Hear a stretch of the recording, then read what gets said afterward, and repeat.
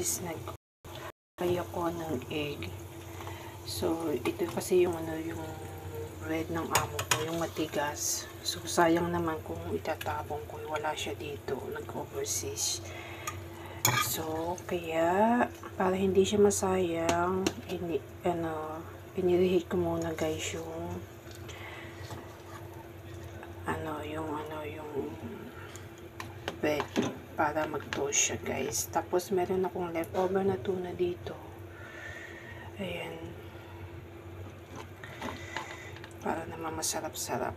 Ayan. Tuna with fried egg and toast bread. Ayan. Ito ang aking breakfast. Tapos black coffee. Ayan. Andito lahat yung mga alaga ko guys. Yung dalawa may sakit. So bukas papasok na sila. Ayan guys. Ayan. Enjoy ko yung breakfast.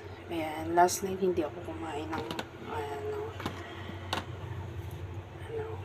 fruits lang ang kinain ko kagabi. Ayan.